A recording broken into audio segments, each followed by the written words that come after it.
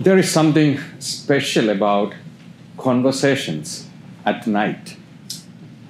During the day, everything runs on script. We speak, how are you? I am good. We speak about the weather. Meetings happen. Decisions are made. Calendars are obeyed. And even in families, conversation during the day is often about logistic management. Who picks up whom, what's for dinner, what's next. No, it's efficient and necessary. But night changes things. A couple can spend an entire day discussing bills, groceries, and whose turn it is to call the plumber and to pick up kids. And then at 10:30 p.m., lights off, room is quiet, and one of them says, "Can I ask you something?" It's not trouble coming, but immediately it is not about the plumber anymore. The real conversation has finally begun. Something carried all day has found its way out.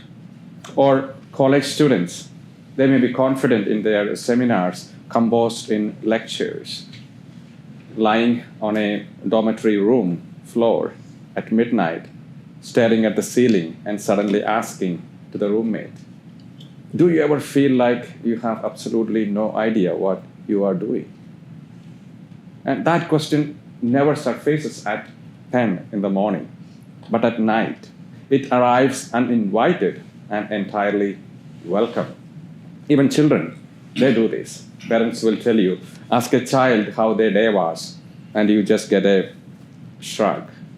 But dim the lights at bedtime, and suddenly they ask, "Why do people die?" Or will you always be there for me? Questions from somewhere much deeper than curiosity. Night lowers our defenses, which is also why someone wisely said, never make a major life decision after 10 p.m. because everything feels more urgent in the dark. A small regret becomes a crisis. A passing thought becomes a manifesto. You feel compelled to change careers. You feel compelled to apologize to everyone you have ever wronged and reinvent yourself. But all before midnight. But by morning, most of it dissolves. But not all of it, because beneath that drama, something real was there. And night doesn't create those thoughts. It simply stops us from hiding them. And that's why Nicodemus in the gospel, he comes at night to talk to Jesus. In the daylight, he is composed. He is a teacher, an authority, a man who has answers. But he carries a question he cannot ask publicly.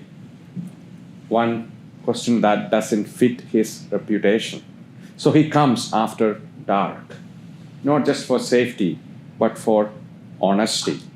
Because night was the only time he could stop performing his role and start asking, start seeking. And what does he find? Not a cleaner argument or a theological diagram. He is invited into something beyond information, to transformation. No more control, but surrender. Not certainty, but rebirth. The most important movements in life rarely begin in broad daylight, when everything is tidy and explained. They begin in the unguarded hours, when pretending is too exhausting, when the question we have been avoiding finally surfaces. Not in the moments when everything makes sense, but in the moment when we stop pretending it does. So here is the real question Nicodemus leaves us with today. Do we ever allow ourselves that kind of conversation with God?